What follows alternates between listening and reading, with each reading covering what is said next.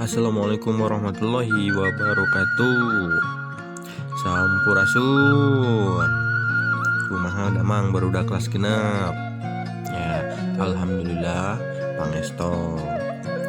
Untuk materi kali ini, Pak Irman akan membahas tentang nama-nama penyakit.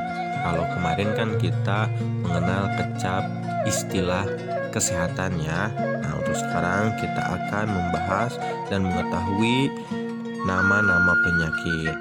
Ada 10 penyakit dalam bahasa Sunda yang bisa kita ketahui. Penyakit yang pertama yaitu barusuh. Nah, apa itu penyakit barusuh? Penyakit barusuh itu biasanya ada bintik-bintik di mulut. Ya, yaitu sariawan ya. Biasanya karena kekurangan vitamin C, itu namanya penyakit barusuh. Yang kedua, ada penyakit bengek. Penyakit bengek biasanya dalam bahasa Indonesia asma.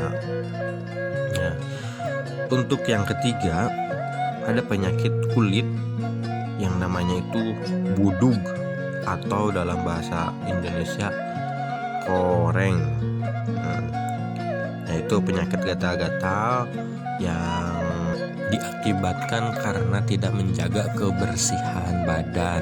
Selanjutnya, untuk yang keempat ada penyakit Hileden. Ya, penyakit Hileden itu biasanya infeksi di bawah kuku. Penyakit Hileden ini dapat menyebabkan kuku kita terkelupas dan diganti dengan kuku yang baru. Yang kelima, yang sering dirasakan para orang tua kita atau mungkin kalian pernah merasakan, yaitu penyakit jangar. Jangar itu biasanya penyakit di kepala. Ya, kalau misalkan banyak berpikir, banyak pikiran apa itu biasanya jangar atau sakit kepala. Yang keenam, nah ini sakitnya lelencangan. Apa itu sakit lelencangan? Itu rasa gatal bercampur pedih pada celah jari kaki. Nah, biasanya diakibatkan oleh kuman yang terdapat gedangan air. Yang kalau misalkan ada air genangan hujan itu kita nggak pakai sendal atau kita kena banyak kuman di situ, kaki kita di selangkangan jari-jari itu bisa kena dengan penyakit ini, yaitu penyakit lelencangan. Yang ketujuh, mules. Ya, mules kita udah pada tahu ya, atau mulas atau sakit perut. Yang kedelapan, nah ini penyakit yang masih pada kaki ini, rorombehen atau pecah-pecah pada telapak kaki, biasanya di bagian tumit. Mungkin pernah lihat ada orang tua kita yang kena penyakit ini. Nah, itu namanya penyakit rorombehen. Yang 9, penyakit kalikiben. Nah, apa itu penyakit kalikiben?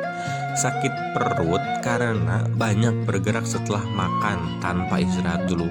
Jadi misalkan Isan nih setelah makan terus lari-lari, atau Deko setelah makan terus main bola. Nah, itu biasanya sakit perut.